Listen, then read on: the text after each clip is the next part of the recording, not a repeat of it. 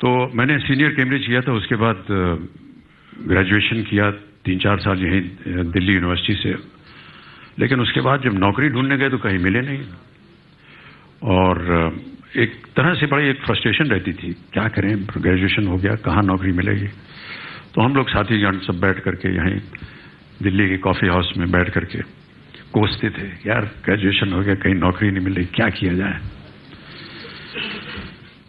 एक दिन एक भाई साहब थे, उन्होंने कहा यार ऐसा है, गलती हमारी नहीं है, गलती हमारे माता पिता की है, और गलती यह है कि उन्होंने हमें पैदा क्यों किया यार, दिस इज द प्रॉब्लम। पैदा किया इस वजह से आज हम लोग। मुझे लगा कि ये बहुत सही बात बोल रहा है, और जिंदगी में पहली बार और आखिरी बार बाबूजी के सामने में गया। कभी भी उनके सामने मैंने ऊंचे स्वर में बात नहीं की। मैंने कहा आज मुझे पता चल गया है कि वजह क्या है इन सब बातों की, आपने मुझे पैदा क्यों किया था। बाबूजी शांत रहे, कुछ बोले नहीं, और हम विलिंगडन क्रेसेंट में, जो कि अब उसका नाम शायद बदल गया है, मदर टेरेसा क्रेसेंट हो गया है, 3 मूर्ति के बगल में मकान था, वहां वो सुबह सुबह 4 बजे घूमने जाया करते थे। पीछे डिप्लोमेटिक एनक्लेव है, अब तो बहुत सारी एम्बेसीज बन गई वहां पर, पहले जंगल बियाबान होता था वहां। और वो 4 बजे उठ करके वो जब जाने लगे तो वो मुझे उठाते थे पढ़ने के लिए।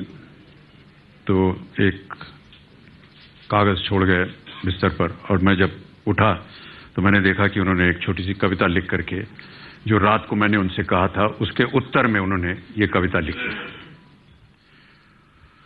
उन्होंने लिखा कि ये कविता है कि जिंदगी और जमाने की कश्मकश से घबराकर मेरे बेटे मुझसे पूछते हैं कि हमें पैदा क्यों किया था। जिंदगी और जमाने की कश्मकश से घबराकर मेरे बेटे मुझसे पूछते हैं कि हमें पैदा क्यों किया था, और मेरे पास इसके सिवा कोई जवाब नहीं है कि मेरे बाप ने भी मुझसे बिना पूछे मुझे क्यों पैदा किया था।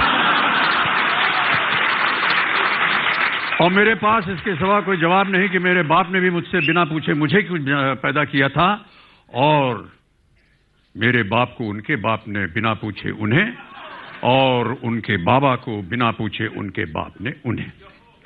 जिंदगी और जमाने की कश्मकश पहले भी थी, आज भी है, शायद ज्यादा, कल भी होगी शायद और ज्यादा। तुम ही नई लीक रखना, अपने बेटों से पूछकर उनको पैदा करना।